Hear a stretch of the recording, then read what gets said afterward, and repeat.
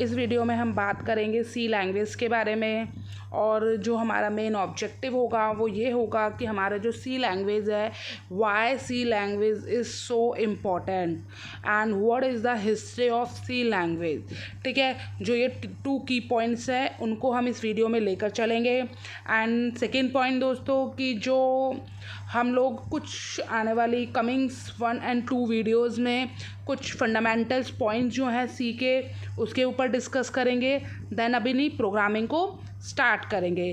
ठीक है, क्योंकि प्रोग्रामिंग स्टार्ट करने से पहले आपको उसकी फंडामेंटल पॉइंट्स, उसकी हिस्ट्री जानना बहुत ज़रूरी है। बेसिकली जो हमारे एग्ज़ाम्स होते हैं उसमें हमारे जो ऑब्जेक्टिव क्वेश्चंस आते हैं तो उसमें हमारा पूछ लिया जाता है, हिस्ट्री के बारे में पूछ लिया जाता है, या इसके कोई भी फंडामेंटल पॉइंट्स के बारे में आपसे क्वेश्चन पुटअप हो सकता है। तो इसलिए हम 1-2 वीडियोज़ में हम इसकी कुछ फंडामेंटल पॉइंट्स के बारे में बात करेंगे। देन हम अपने प्रोग्रामिंग के कंसेप्ट को स्टार्ट करेंगे।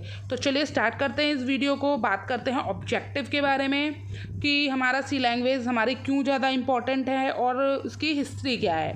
तो चलिए सबसे पहले हम बात करेंगे why C language is so important. तो जनरली हम कुछ सॉफ्टवेयर जनरली जिनको हम यूज़ करते हैं, लेकिन हमें ये नहीं पता होता कि किस लैंग्वेज में वो बने हैं, बस हम उनको यूज़ करते हैं। तो यहाँ पर मैं आपको उन सॉफ्टवेयर्स के नाम बताऊँगी जो हमारे सी लैंग्वेज में बने हैं और बहुत ही ज़्यादा यूज़ में भी हैं। सबसे पहले आपका ओरेकल। ठीक है, ओरेकल का नाम आप सबने सुना होगा। ओरेकल एक डेटाबेस स्ट्रक्चर है। It's a big software. ये बहुत ही बड़ा सॉफ्टवेयर है और काफ़ी यूज़ में भी आता है और बहुत ही सक्सेसफुल सॉफ्टवेयर है। और ये सॉफ्टवेयर हमारा बना है सी लैंग्वेज में। ठीक है, सेकेंड आता है आपका डिवाइस ड्राइवर। जो है मेरे डिवाइस ड्राइवर्स होते हैं ना दोस्तों, वो भी हम होते हैं सी लैंग्वेज में। जैसे कि आपका कोई पेन ड्राइव हो गया, आप अपने कंप्यूटर में या लैपटॉप में जहाँ पर भी आप उसे कनेक्ट कर रहे हो या फिर USB पोर्ट में लगाते हो, तभी हमारा डिवाइस ड्राइवर इंस्टॉल होता है। उसकी वजह से ही आप पेन ड्राइव को में जो भी डेटा आपने डाला है उसे पढ़ सकते हो, समझ सकते हो। तो ये भी एक डिवाइस ड्राइवर है जो आपका पेन ड्राइव है जनरली। तो ये हमारा होता है, हमारे जो सारे ऑलमोस्ट डिवाइस ड्राइवर्स हैं वो हमारे सी में ही बने होते हैं। ठीक है, थर्ड वन आता है एंड्रॉयड। तो दोस्तों जो एंड्रॉयड है ना, इसकी कोर लाइब्रेरीज होती हैं, उन कोर लाइब्रेरीज को लिखा जाता है हमारा सी में। ठीक है, MySQL ये भी हमारा रिटर्न होता है सी में। ठीक है, डेटाबेस सॉफ्टवेयर है ये भी। ठीक है, ऑलमोस्ट हमारे जो वेब ब्राउज़र्स होते हैं, लाइक कोई भी आप यूज़ कर रहे हो, गूगल क्रोम है, मोज़िला है, ये सारे वेब ब्राउज़र्स भी आपके रिटर्न होते हैं इन सी। ठीक है, फिर आता है आपका यूनिक्स ऑपरेटिंग सिस्टम। तो जो ये यूनिक्स ऑपरेटिंग सिस्टम, यूनिक्स जो है एक ऑपरेटिंग सिस्टम है और सिस्टम है ये हमारा यूनिक्स।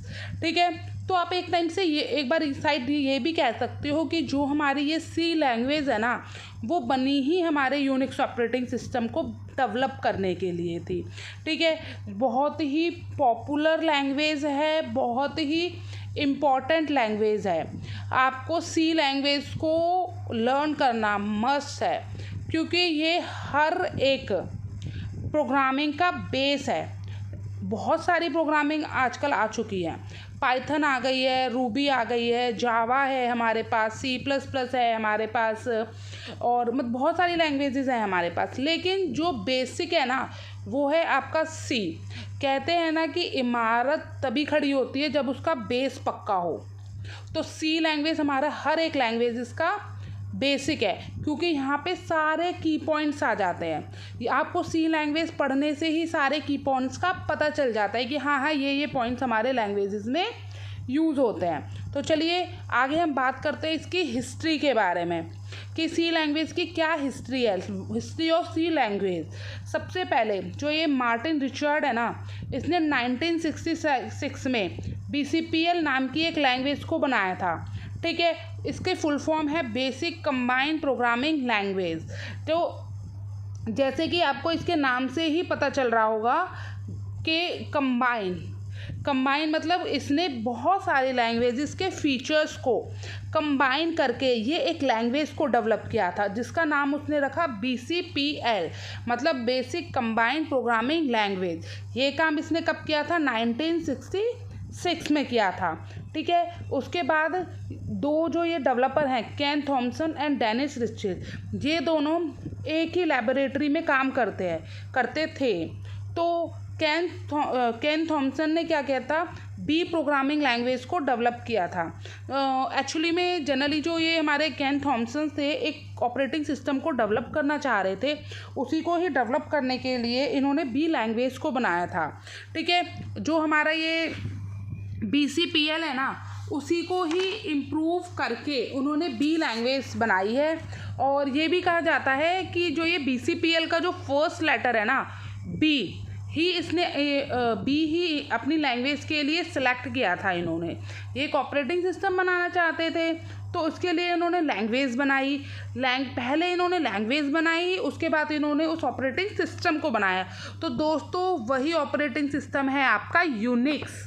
ठीक है, उसके बाद डेनिस रिचर्ड्स ने क्या करा, 1972 में एक लैंग्वेज बनाई, वो बी को इम्प्रूव करके इन्होंने लैंग्वेज बनाई। वो लैंग्वेज थी आपकी सी लैंग्वेज। ठीक है, तो जब डेनिस रिचर्ड्स ने कहा था कि अगर हम अपने इस यूनिक्स को सी में डेवलप करते हैं, सी में बनाते हैं, तो इसके जो बहुत सारे फीचर्स हैं इसमें ऐड हो जाएंगे, लेटेस्ट फीचर्स इसमें ऐड हो जाएंगे। और इसमें जो एक फ़ीचर था मोस्ट इम्पॉर्टेंट और बहुत ही अच्छा फीचर था, वो ऐड हुआ इसमें, इसकी पोर्टेबिलिटी। ठीक है, चलिए अब आगे बात करते हैं कि हमारी सी लैंग्वेज होती क्या है। तो दोस्तों जो ये सी लैंग्वेज है वो एक जनरल पर्पस प्रोसीजरल लैंग्वेज है। ठीक है, ये लैंग्वेज 1972 में डेनिस रिचर्ड्स ने इसको बेल लैबोरेटरी में रेडी किया था, डेवलप किया था। किसके लिए, यूनिक्स ऑपरेटिंग सिस्टम को डेवलप करने के लिए। आज भी हमारी सी लैंग्वेज बहुत ज़्यादा यूज़ होती है, बहुत ही ऊंची बहुत ही पॉपुलर कंपनीज़ हमारी सी लैंग्वेज पे प्रोग्रामिंग करती हैं। जो ये कहता है कि सी लैंग्वेज अब आजकल यूज़ में नहीं है तो मतलब उसे कुछ पता ही नहीं है। सी लैंग्वेज हमारा आज भी यूज़ में है और बहुत ज़्यादा यूज़ में है। ठीक है, बहुत ही अच्छी लैंग्वेज है, इजी टू लर्न है, आसानी से आप इस लैंग्वेज को समझ सकते हो। ठीक है, जनरली कोई भी है, why should we learn C, हमें सी को क्यों लर्न करना चाहिए। अगर आपसे कोई क्वेश्चन पूछे कि हमें सी को क्यों लर्न करना चाहिए, अब तो हमारे पास बहुत सारी ऐसे लैंग्वेजेस आ गई हैं जो हम कह सकते हैं हमें तो पाइथन करनी है, हमें तो रूबी करनी है, आजकल ये एंड्रॉयड चल रहा है। तो नहीं, सबसे पहले आपको उन सब के लिए भी सी को ही लर्न करना पड़ेगा। बहुत ही मस्त है हर एक स्टूडेंट के लिए या फिर उस इंसान के लिए जो वर्किंग है प्रोफेशनली, एक ग्रेट सॉफ्टवेयर इंजीनियर बनना चाहता है और वो एक सॉफ्टवेयर डेवलपमेंट डोमेन पे ही काम कर रहा है, तो उसे ये सी लैंग्वेज समझना आना बहुत ज़्यादा ज़रूरी है। ठीक है, सबसे पहले तो ये इजी टू लर्न है। ठीक है, इसका एडवांटेज क्या है, easy to learn, structured language है, प्रोड्यूस एफिशिएंट प्रोग्राम को प्रोड्यूस करती है, लो लेवल एक्टिविटीज़ को हैंडल करती है, और it can be compile on a variety of computer platform.